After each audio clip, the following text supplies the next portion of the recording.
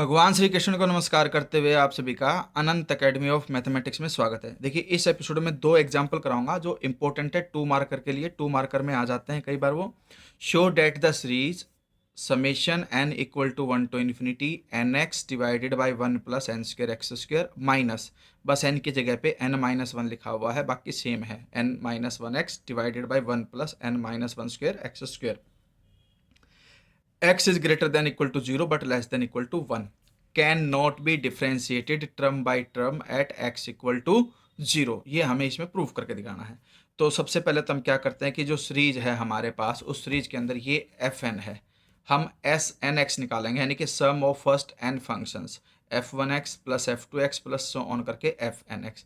इसमें पहले एन की वैल्यू 1 डालोगे, फिर 2 डालोगे, फिर 3 डालोगे, फिर एफ एन, फिर कट करते चले जाओगे तो हम देखेंगे कि आपके पास सिर्फ ये बचेगा और कुछ नहीं बचेगा। ठीक है, तो वो आप पहले भी एपिसोड्स में मैं कुछ क्वेश्चन आए थे, यही सेम क्वेश्चन 2-3 बार रिपीट हो चुका है, उसमें मैं बता चुका हूँ कि ये किस तरह से आया। एक बार आप खुद ट्राई करके देखें इसको। फिर f x is equal to limit n tends to infinity s n x.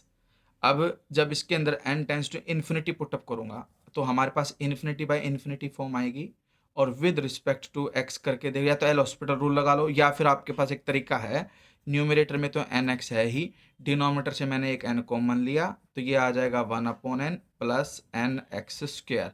तो इस n से ये n कैंसिल हो जाएगा, ऊपर सिर्फ x बचा। अब जैसे ही मैं लिमिट इन्फिनिटी रखूंगा इसमें तो 1/इन्फिनिटी तो 0 हो गया, लेकिन ये तो इन्फिनिटी है, 0 प्लस इन्फिनिटी इन्फिनिटी होगा, और x अपॉन इन्फिनिटी होता है 0। समथिंग अपॉन इन्फिनिटी की वैल्यू क्या आएगी? 0 आएगी आपके पास। तो इस तरह से हमारे पास जो एफ एक्स आया limit n tends to infinity s n के अंदर रखने पर वो 0 आया।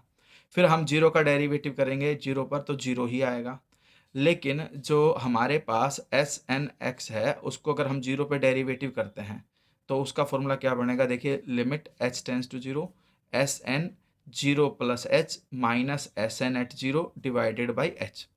अब एस एन 0 प्लस एच का मतलब ये है कि जहाँ कहीं भी आपके पास x दिखे उसकी जगह पे आपको 0 प्लस एच लिखना है। ठीक है, हमने यहाँ पर 0 प्लस एच लिख दिया, एन एच डी है ही, डिवाइड में 1 plus n square, 0 plus h का मतलब एक प्रकार से x की जगह पे हमने h को ही लिख दिया। ठीक है, मैं यहाँ पर करके दिखा देता हूँ। इसकी जो वैल्यू आई वो ये आ गई n h upon 1 plus n square h square. फिर माइनस में s n at 0, s n ये है, 0 पे 0 आएगा तो ये माइनस हो जाएगा, अपॉन में एच है, और अपॉन में एच की वजह से जो ये ऊपर वाला एच है ये कैंसिल होकर के सिर्फ ये बचेगा एन ऊपर और नीचे 1 plus n square h square. अब एच को भी अगर मैं 0 पुटअप कर देता हूँ तो ये 0 हो गया, सिर्फ एन बचा।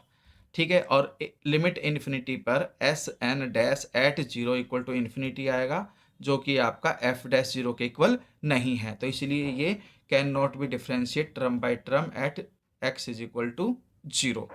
फिर test the series summation n is equal to 1 to infinity s n x divided by n cube, x belongs to R, for term by term differentiation. अब हमें टेस्ट करना है कि सीरीज भाई क्या है टर्म बाई टर्म डिफ्रेंशिएशन के regarding.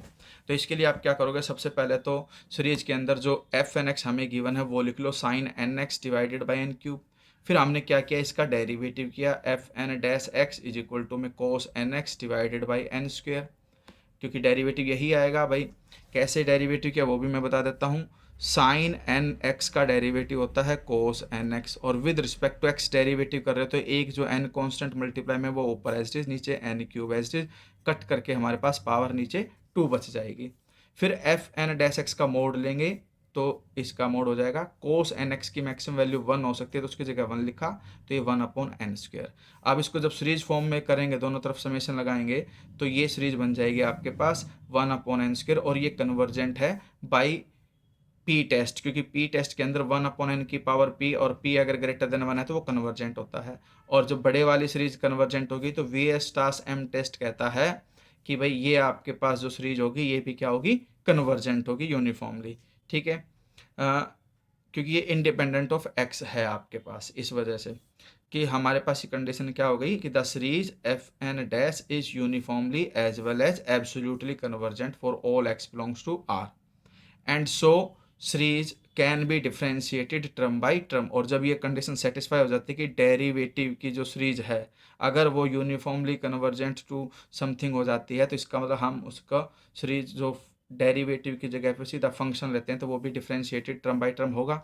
और ये दोनों कंडीशन एक दूसरे के इक्वल होंगी आपके पास कि यहाँ पर पूरे इसका डेरिवेटिव, यहाँ सिर्फ एफ एन डैश आएगा, फिर यहाँ पर एफ एन की value sine n x upon n cube लिखोगे और यहाँ पर आ जाएगा उसका derivative cos n x upon n square. ठीक है, ये चीज़ है इसके